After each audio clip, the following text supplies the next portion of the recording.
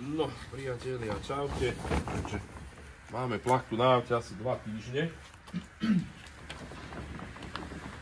Ideme sa pozrieť, že či nám nejaká vlhkosť sa tam urobila, alebo aj neurobila. Je to suché.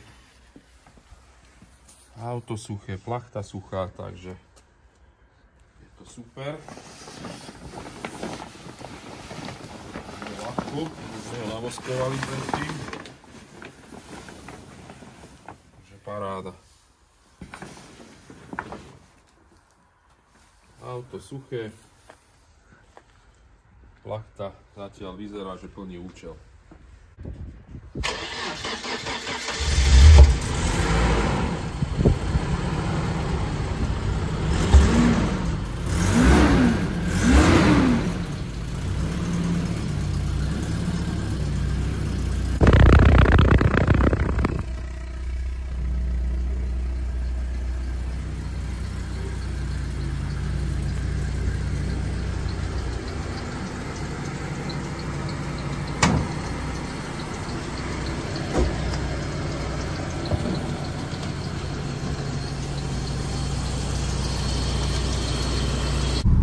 Takže sedíme v BMWčku, nakoniec sme sa rozhodli, že ho ideme trošku prebehnúť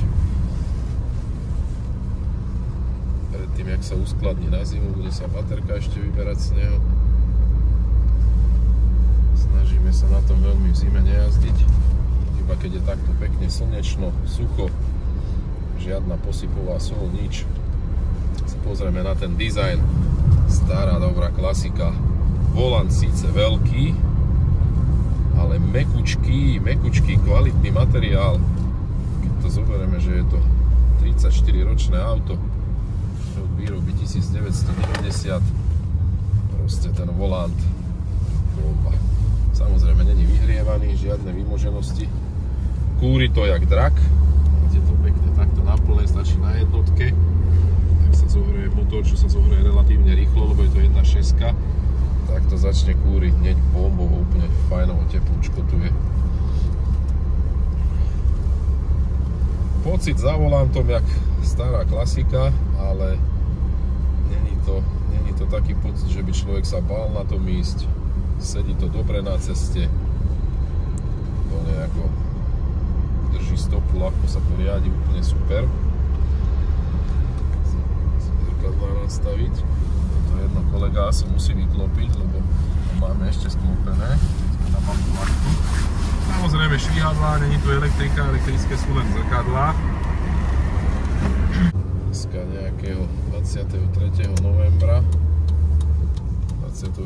ani neviem presne, sobota nie, nedeľa je, takže 24. Pri tom zatáčaní trošku máličko námahy musí človek vynaložiť, aby zatočil, ale ideme do kopca, ťahá perfektne. Tu sa menil olej v motori, v prevodovke, v diferenciáli, samozrejme filtre, palivový, vzduchový, olejový, to samozrejmosť. Originál, pôvodné autorádio. No priatelia, spravíme si jeden taký trošku prešmik.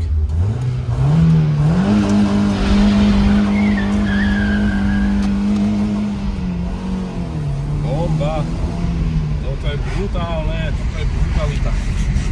Na to, že to je 1.6, ty kokso, super, ide jak gula. Takže baterka vybratá, plus minus, plus bol tu takýto plech, vlastne držal tú baterku, tak sme si dali naspäť. Tu je baterka, ide do tepla na zimu.